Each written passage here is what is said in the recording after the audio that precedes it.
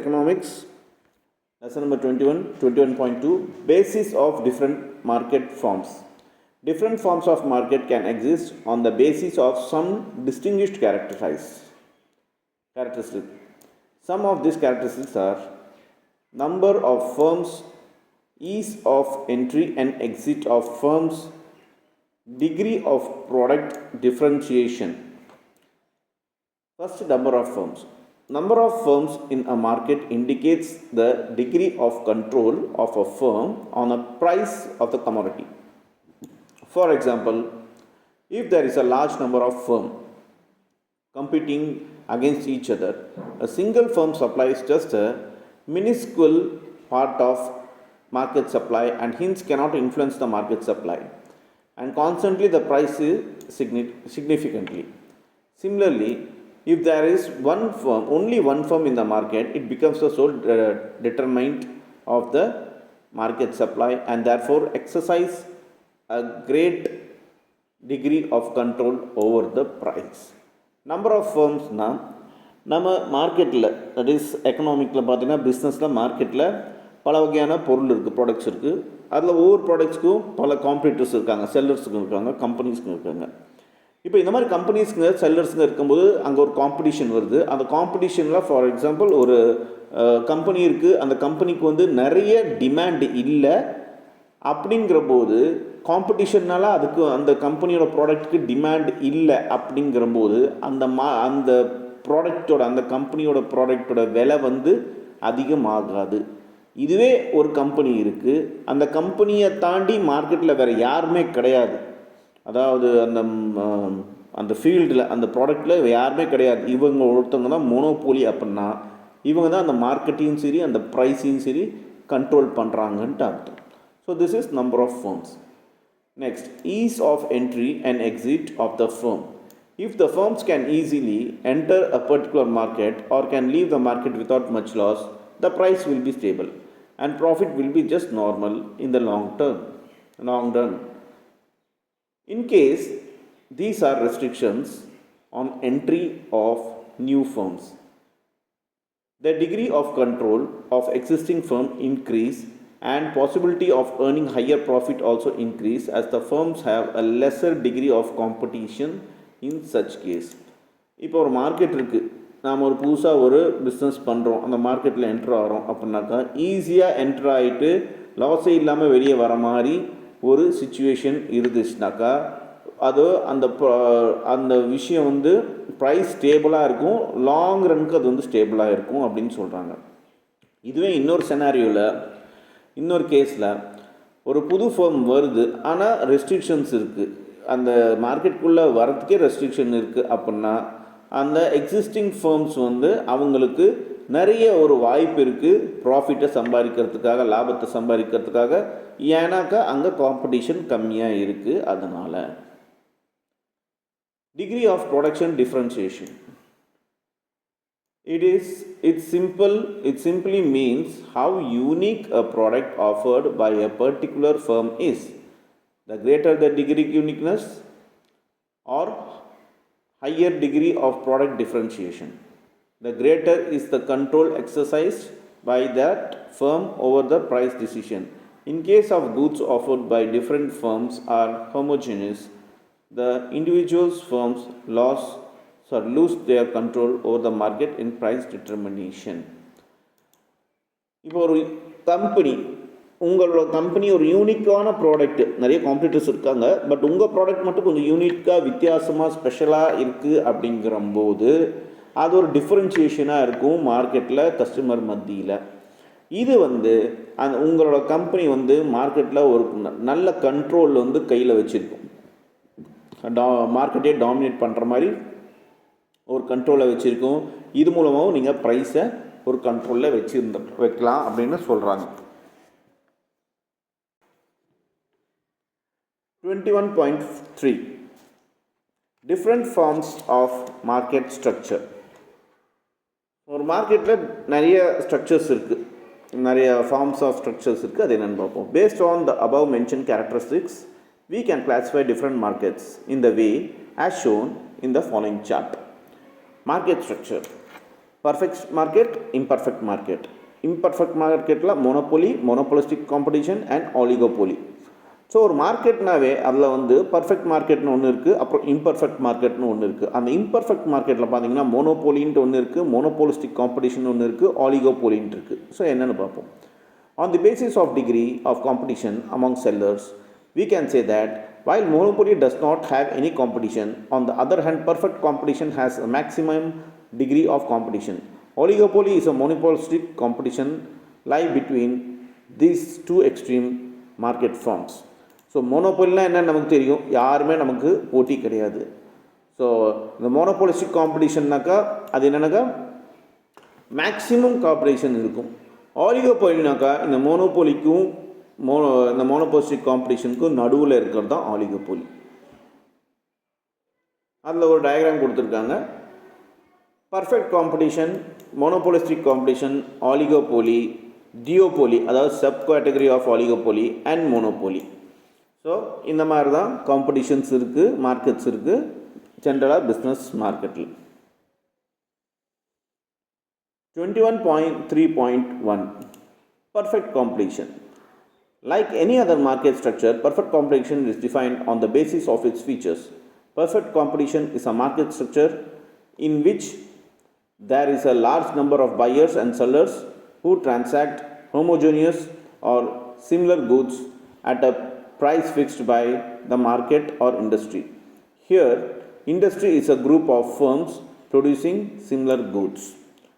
So இந்த perfect competition அப்படின்னா என்னென்னாக்கா, இந்த பர்ஃபெக்ட் காம்படிஷன் வந்து ஒரு மார்க்கெட் ஸ்ட்ரக்சரு. இதில் லார்ஜ் நம்பர் ஆஃப் பையர்ஸும் இருப்பாங்க, செல்லர்ஸும் இருப்பாங்க. இவங்க இல்லையா, இவங்க ஒரே மாதிரி கூட்ஸு இல்லை ஒரே மாதிரி ப்ரைஸ் வந்து மார்க்கெட்லேயோ இல்லை இண்டஸ்ட்ரியிலையோ இருக்குதுன்னு சொல்கிறாங்க. இந்த இண்டஸ்ட்ரி குரூப்பு ப்ரொடியூஸ் பண்ணுற கூட்ஸ் எல்லாமே ஒரே மாதிரி சேமாக இருக்குன்னு சொல்கிறாங்க. இது perfect competition. Features of perfect competition.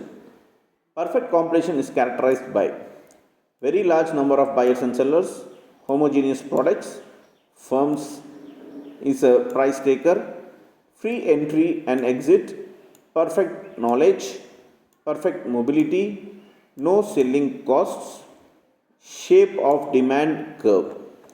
So இந்த பர்ஃபெக்ட் காம்படிஷனோட ஃபீச்சர்ஸ் என்ன அப்படின்னா, first very large number of buyers and sellers. In perfectly competitive market, there are very large numbers of buyers and sellers. For instance, if a single seller tries to raise the price, there is a large number of other sellers selling identical products at a lower price. Therefore, the demand of this particular firm decreases, forcing it to come in line again with the industry determined price. So இந்த very large number of buyers and sellers இருக்கும்போது என்ன ஒரு அந்த கம்பெனிக்கு ஒரு இஷ்யூனா, அந்த company வந்து இப்போ ஒரே ப்ராடக்ட்டில் வந்து நிறைய கம்பெனிஸ் வந்து மார்க்கெட்டில் இருக்குன்னாக்கா, ஒரு கம்பெனி மட்டும் அதோட விலை, ஃபார் எக்ஸாம்பிள் ஒரு ப்ராடக்டோட விலை வந்து ஒரு மொபைல்னே வச்சுக்கலாம். ஒரு மொபைல் கம்பெனி இருக்குது, அது வந்து எல்லோரும் மொபைல் கம்பெனி நிறைய இருக்குது மார்க்கெட்டில். எல்லாமே ஒரு பர்டிகுலர் ஒரு 4GB ரேமுக்கு பார்த்திங்கனாக்கா 100 rupees வச்சுருக்காங்க ஒரு எக்ஸாம்பிளுக்கு அப்படின்னு வச்சுக்கலாம் அந்த மொபைலோட விலை. இப்போ ஒரு 100 கம்பெனி இருக்குது. அந்த 100 கம்பெனியில் இப்போ புதுசாக ஒரு 101வது கம்பெனி வருது. அந்த 101வது கம்பெனி சேம் அந்த 4GB ரேம் மொபைலுக்கு 101 rupees அப்படின்னு கோட் பண்ணுறாங்க. ₹1 எக்ஸ்ட்ராவாக கோட் பண்ணுறாங்க அப்படின்னா அது சேல்ஸ் ஆகாது. ஸோ ஏன்னா மற்ற செல்லர்ஸ் எல்லாம் என்ன பண்ணுவாங்கனாக்கா, அவங்க விலை ஏற்ற மாட்டாங்க, பிகாஸ் அவங்களோட பிஸ்னஸ் பாதிக்கும். ஸோ இதனால் அந்த ₹101 விலை ஏற்றின அந்த கம்பெனியோட பொருள் யாரும் வாங்க மாட்டாங்க, மொபைல் யாரும் வாங்க மாட்டாங்க. அதனால் அவங்க அந்த கம்பெனியோட டிமாண்டு மார்க்கெட்டில் இருக்காது. ஸோ ஆட்டோமேட்டிக்காக அந்த மொபைல் கம்பெனிக்காரங்க மறுபடியும் அகெயின் மற்ற காம்படிட்டர்ஸ் மாதிரி 100 rupees தான் விற்றாகணும், விலையை குறைச்சி தான் ஆகணும். ஸோ இதனால் அந்த இண்டஸ்ட்ரியில் வந்து ப்ரைஸ் வந்து டிட்டர்மைண்டாக இருக்குதுன்னு சொல்கிறாங்க. Then homogeneous product. The products offered by different firms are homogeneous in every respect, so that buyers does not have any basis to prefer the goods of the one seller over the goods of another seller. The goods are identical in the term of quality, size, packing and other terms of deal, etc. These features ensure the uniformity of the price throughout the market. Homogeneous product. இப்போ ஒரு fame வந்து ஒரு company வந்து ஒரு ப்ராடக்டை offer பண்ணுது அப்படின்னா அந்த பையருக்கு பார்த்திங்கனாக்கா அந்த அந்த பையருக்கு ப்ரிஃபர்டான ஒரு என்ன சொல்கிறதுனாக்கா கூட்ஸை வந்து அனதர் செல்லருக்கு வந்து கொடுக்கணும் அப்படிங்கிற ஒரு விஷயம் அங்கே நடக்குது. இப்போ இந்த ஐடென்டிக்கல் கூட் அப்படின்னு சொல்லுவாங்க. அதோட டேர்ம்ஸ் வந்து குவாலிட்டி ஆகட்டும், இல்லை சைஸ் ஆகட்டும், பேக்கிங் ஆகட்டும், இல்லை அதர் டீல்ஸ் ஆகட்டும், அதர் டேர்ம்ஸ் ஆகட்டும், இதெல்லாமே ஒரே மாதிரி தான் இருக்கணும், யூனிஃபார்மாக இருக்குன்னு சொல்கிறாங்க. ப்ரைஸும் சரி, அது த்ரூ அவுட் மார்க்கெட் ஒரே மாதிரி தான் இருக்குன்னு சொல்கிறாங்க. ஃபார் எக்ஸாம்பிள், நீங்கள் இப்போ எங்கேயாவது மார்க்கெட்டில் போனீங்கன்னாக்கா எந்த ஒரு பொருள் எடுத்துட்டாலும், ஃபார் எக்ஸாம்பிள் ஃபேன்சி பொருள் அந்த மாதிரி எடுத்துட்டாக்கா எல்லாம் ஒரே விலை தான் சொல்லுவாங்க. யாராவது கம்மி விலை சொன்னாங்கனாக்கா அது வேலைக்கு ஆகாது, ஏன்னாக்கா அது விட மாட்டாங்க யாருமே காம்படிட்டர்ஸுங்க. ஸோ இந்த மாதிரி விஷயங்கள் எல்லாமே நடக்குது. இது homogeneous product. Firms is a price taker. The firm has to sell the goods at the price determined by the industry, and the firm has no control over the price. The market of industry determines this price on the basis of market demand and market supply as shown in the figure. So, industry is a price maker of the firm is the price taker. இப்போ ஒரு பொருளுக்கு demand, ஒரு ப்ராடக்ட்டுக்கு demand அதிகமாக இருந்துச்சுனாக்கா ஆட்டோமேட்டிக்காக அந்த பொருளோட விலை ஏறும். அதே அந்த பொருளுக்கு வந்து அதிகமாக சப்ளை இருந்துச்சுனாக்கா மார்க்கெட்டில் அந்த பொருளோட விலை இறங்கும். ஃபார் எக்ஸாம்பிள், நம்ம டொமேட்டோவே எடுத்துக்கலாம். வெஜிடபிளில் டொமேட்டோ பார்த்திங்கனாக்கா இன்றைக்கி அதிகமாக விலை போகுது. பிகாஸ் மழை எல்லாம் பேஞ்சு எல்லா டொமேட்டோ க்ராப்ஸ் எல்லாமே வீணாக போயிடுச்சு மழைனால. அதனால் விளைச்சல் கம்மியாக இருக்குது. ஸோ ப்ரொடக்ஷன் கம்மியாக இருக்கிறதுனால டிமாண்ட் அதிகமாக இருக்குது. டிமாண்ட் அதிகமாக இருக்கிறதுனால சப்ளை கம்மியாக இருக்குது. சப்ளை கம்மியாக இருக்கிறதுனால விலை அதிகமாக ஆயிடுச்சு. இது ஒன் ஆஃப் த ரீசன். இதே மற்ற நாளில் பார்த்திங்கனாக்கா டொமேட்டோ பார்த்திங்கனாக்கா 5 ரூபாய்க்கெல்லாம் போகும் ஒரு கிலோ. அந்த காலமும் வந்துடும். இந்த டொமேட்டோ ஆனியன்லாம் பார்த்திங்கன்னா அந்த மாதிரி தான். ஏன்னா அப்போது வந்து சப்ளை அதிகமாக இருக்கும், ப்ரொடக்ஷன் அதிகமாக இருக்கும், ஆனால் வாங்கிறதுக்கு ஆள் கம்மியாக இருக்கும். ஸோ அதனால் விலை கம்மியாகும். ஸோ இந்த ஃபேம் வந்து இந்த ப்ராடக்டோட ஒரு இதை டிசைட் பண்ணுறது, வேல்யூ டிசைட் பண்ணுறது, ப்ரைஸை டிசைட் பண்ணுறது மார்க்கெட்டு தான். ஸோ என்ன சொல்கிறாங்க, மார்க்கெட், அதாவது industry is a price maker and firm is the price taker அப்படின்னு சொல்கிறாங்க. Free entry and exit. Under perfect competition, firms are free to enter into the market or exit from the market at any point of time. This means that there is no obstruction from anywhere for a new firm to produce the same product produced by the existing firm in the market. Similarly, if a firm wishes to exit, then it is free to do so. இப்போ ஒரு competition, ஒரு perfect competition ஏற்கனவே நம்ம படிச்சிருக்கோம். இந்த perfect competition கீழே எந்த ஒரு ஃபேமும் ஃப்ரீயாக அந்த மார்க்கெட்டுக்குள்ளே என்டரும் ஆகலாம், ஃப்ரீயாக அந்த மார்க்கெட்லேருந்து வெளியும் போகலாம். அதாவது அவங்க பிஸ்னஸை க்ளோஸ் பண்ணிட்டு போகலாம் எனி டைமில், எனி பாயிண்ட் ஆஃப் டைமில் அப்படின்னு சொல்கிறாங்க. அதுக்கு என்ன அர்த்தம்னா, இங்கே எந்த ஒரு தடையும் கிடையாது, அப்ஸ்ட்ரக்ஷன் கிடையாது. ஒரு புது ஃபேம் வந்து ஒரு சேம் ப்ராடக்டை வந்து ப்ரொடியூஸ் பண்ணுது, எக்ஸிஸ்டிங் ஃபேம் ஏற்கனவே மார்க்கெட்டில் இருக்குது. அப்படிங்கிறபோது அந்த ஃபேம் நினச்சிச்சுனாக்கா அது வேணும்னா அந்த பிஸ்னஸை கன்டினியூ பண்ணலாம், இல்லாட்டி அவரால் தாக்கு பிடிக்க முடியலனாக்கா அவர் வந்து எக்ஸிட் ஆகலாம் அந்த மார்க்கெட்லேருந்து. Perfect knowledge. This features implies that both sellers and buyers have perfect knowledge about the goods and their prices, so that it is not possible for a firm to charge different price. It also ensures uniform price for the buyers and uniform cost function for the producers. So perfect knowledge அப்படின்னா இந்த பையரும் செல்லரும் பார்த்திங்கனாக்கா அவங்களுக்கு இந்த கூட்ஸை பற்றின, அதாட்டம் அந்த கூட்ஸோட ப்ரைஸை பற்றின ஒரு பர்ஃபெக்ட் நாலேஜ் இருக்கணும். நினச்ச இடத்துல வந்து நினச்ச நேரத்தில் அந்த ஃபேம் வந்து சார்ஜ் அதிகமாக பண்ண முடியாது, டிஃப்ரெண்ட் சார்ஜை வந்து அதிகமாக கம்மியாக பண்ண முடியாது அவங்க ப்ராடக்டில். இதனால் என்ன ஆகுதுனாக்கா மார்க்கெட்டில் ஒரு ப்ராடக்ட்டுக்கு ஒரே மாதிரியான ப்ரைஸு ஃபிக்ஸ் ஆகுது, காஸ்ட்டு ஃபிக்ஸ் ஆகுது அப்படின்னு சொல்கிறாங்க. ஃபார் எக்ஸாம்பிள், நீங்கள் டொமேட்டோ இல்லாட்ட ஆனியன்னாக்கா நீங்கள் மார்க்கெட்டில் எங்கே போய் வாங்கினாலும் ஒரே விலையாக தான் இருக்கும். பிகாஸ் அந்த செல்லர்ஸு இல்லை மேனுஃபேக்சரர் ப்ரொடியூசர்ஸ் அவங்கெல்லாம் சப்ளையர்ஸ் எல்லாம் பார்த்திங்கனாக்கா அது ஒரு இடத்துல ஃபிக்ஸ் பண்ணுவாங்க, இன்றைக்கி இதுதான் ரேட்டு, இதில் தான் விற்கணும் அப்படின்னு சொல்லிட்டு. ஸோ அதுதான் perfect knowledge. Then perfect mobility. The goods as well as the factor of production are perfectly mobile so that there is no restriction, legal or monetary, involving expenditure in the movement of goods. This features ensures that the price throughout the market tends to be uniform. So perfect mobility na ஒரு goods இருக்குது, ஒரு product இருக்குது அப்படின்னாக்கா அது வந்து அதுக்கு எந்த ஒரு ரெஸ்ட்ரிக்ஷன் இல்லை, லீகலியும் சரி மானிட்டரியும் சரி எந்த ஒரு ரெஸ்ட்ரிக்ஷன் இல்லை. எப்போனா அது ஏதாவது மூமெண்ட் ஆஃப் கூட்ஸ், இப்போ for example transportation, movement of கூட்ஸ்னாங்க டிரான்ஸ்போர்ட்டேஷன் தான் சொல்கிறாங்க. ஒரு இடத்துலேருந்து இன்னொரு இடத்துக்கு வந்து அவங்க கூட்ஸ் அனுப்பணும் அப்படின்னாக்கா அதுக்கு எந்த ஒரு ரெஸ்ட்ரிக்ஷனும் லீகலி இருக்காது அப்படின்னு சொல்லுவாங்க. ஸோ இந்த ஃபீச்சர் என்ன பண்ணுதுனாக்கா அந்த ப்ரைஸ் வந்து மார்க்கெட்டில் யூனிஃபார்மாக இருக்கிறதுக்கு ஒரு விஷயமாக இருக்குது அப்படின்னு சொல்கிறாங்க. பர்ஃபெக்ட் மொபிலிட்டி அதுதான். No selling cost. Selling costs are the cost aimed at promotion and sales of product of a firm. Example, expenditure on advertisement of a product. In perfect competition, there is no need to incur selling costs because of assumption of perfect knowledge and homogeneous goods.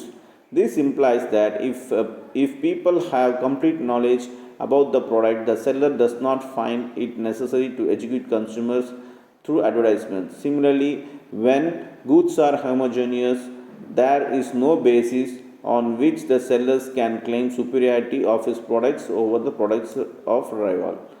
So no selling காஸ்ட்டுங்கிறது என்னென்னாக்கா, இப்போ already ஒரு brand வந்து சக்ஸஸ்ஃபுல்லாக இருக்குது, அந்த ப்ராடக்ட்ஸை பற்றி வந்து மார்க்கெட்டில் பப்ளிக்கு நல்லாவே தெரியுதுனாக்கா அந்த பிராண்டுக்கோ இல்லை அந்த ப்ராடக்ட்டுக்கோ அவேர்னஸ் தேவை கிடையாது, அட்வர்டைஸ்மெண்ட்ஸ் தேவை கிடையாது. அந்த மாதிரி நிறைய ப்ராடக்ட்ஸு நம்ம மார்க்கெட்டில் இருக்குது, அட்வர்டைஸ்மெண்ட்டே இல்லாமல் நல்லா சேல்ஸ் ஆகிட்டு இருக்க மார்க்கெட் இருக்குது. ஸோ இந்த இடத்துல என்ன ஆகுதுனாக்கா அந்த கம்பெனிக்கு எந்த ஒரு செல்லிங் காஸ்ட்டும் அவங்க வைக்கணும்னு அவசியம் இல்லை அவங்க ப்ராடக்ட்டுக்கு. ஸோ அந்த எக்ஸ்பெண்டிச்சர், அதாவது அட்வர்டைஸ்மெண்ட் எக்ஸ்பெண்டிச்சர் அந்த ப்ராடக்ட் உண்டான இது தேவைப்படாது. அதேட்டம் அவங்களுக்கு இந்த செல்லிங் காஸ்ட் வந்து ரொம்ப ரொம்ப கம்மியாகுது அப்படின்னு சொல்கிறாங்க. இதில் பார்த்திங்கனாக்கா அவங்களோட ப்ராடக்ட்ஸை வந்து காம்படிட்டர்ஸ் இருந்தாலும் இவங்க ப்ராடக்ட்ஸும் நல்லா போகும். ஷேப் ஆஃப் டிமாண்ட் கர்வ் கீழே கொடுத்துருக்க பிக்சர் தான். ஒரு எக்கனாமிஸ்ட் பட்ஜெட் போடும்போது இந்த மாதிரி தான் டேர்ம்ஸ் எல்லாம் யூஸ் பண்ணுவாங்க. ஸோ இதை வச்சு தான் டிமாண்ட் அண்ட் சப்ளை, ப்ரைஸு எல்லாமே கண்டுபிடிப்பாங்க. இதுதான் இப்போ பார்க்க போகிறோம். இதுதான் shape of demand curve. Under perfect competition the demand curve for the firm is horizontal and perfectly elastic. It means that the firm can sell any amount of the product at the price determined by the industry, but the firm cannot vary the price. So shape, இப்போ ஒரு competition இருக்குது ஒரு மார்க்கெட்னாக்கா அதில் எப்படி demand இருக்குது அப்படின்னு பார்க்குறதுக்கு இந்த இது கொடுத்துருக்காங்க. இப்போ பார்த்தீங்கன்னாக்கா YOXன்ட்டு 3 பாயிண்ட் இருக்குது. இதில் டிமாண்ட் அண்ட் சப்ளை தான் OX, that is industry or market, இதுதான் OXங்கிறாங்க. தென் OYங்கிறதுனாக்கா ப்ரைஸு. இதில் ஒரு க்ராஸான ஒரு விஷயம் வருது. எஸ்ன்ட்டு ஒன்று இருக்குது அண்ட் சிடின்னு ஒன்று இருக்குது. ஸோ இந்த என்ன சொல்கிறதுனாக்கா இந்த பக்கம் பார்த்தீங்கன்னாக்கா இது ப்ரைஸை டிஃபைன் பண்ணுறது, இது வந்து இந்த பக்கம் ரைட் சைடில் இருக்கிறது வந்து ரெவன்யூ டிஃபைன் பண்ணுறது.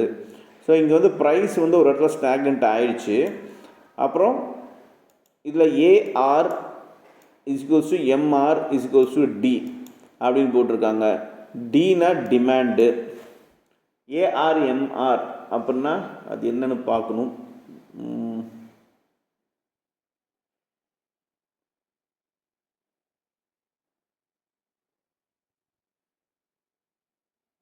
ஓகே, அது என்னன்னு நம்ம போக அதை பற்றி வரும், அது என்னென்னு பார்ப்போம். நம்ம ஏஆர்எம்ஆர் இங்கே போடல, அது பார்த்துக்கலாம் நம்ம. ஸோ இந்த மாதிரி தான் ஒரு எக்கனாமிஸ்ட் வந்து இது பண்ணுவாங்க. டிமாண்ட் அண்ட் சப்ளை வந்து மார்க்கெட்டில் ஒரு ப்ராடக்ட்டுக்கு எப்படி இருக்குது அப்படின்னு சொல்லிட்டு ரிவ்யூ பண்ணுவாங்க. ஸோ இந்த செஷனில் நம்ம இதோட க்ளோஸ் பண்ணலாம். கீழே இன்டெக்ஸ் கொஸ்டின்ஸ் இருக்குது. அந்த இன்டெக்ஸ் கொஸ்டின்ஸை ஜஸ்ட் ட்ரூ ஆர் ஃபால்ஸ் தான் இருக்குது. அது வந்து எழுதி கிளாஸ் ஒர்க்கில் எழுதி அனுப்பிச்சுடுங்க. தென் நெக்ஸ்ட் இஸ் மோனோபோலி, அப்புறம் ஃபீச்சர்ஸ் ஆஃப் மோனோபோலி, அப்புறம் மோனோபோலிஸ்டிக் காம்படிஷன். இதெல்லாமே சும்மா நீங்கள் படித்து வைங்க. We will discuss in our next sessions. சரிங்களா?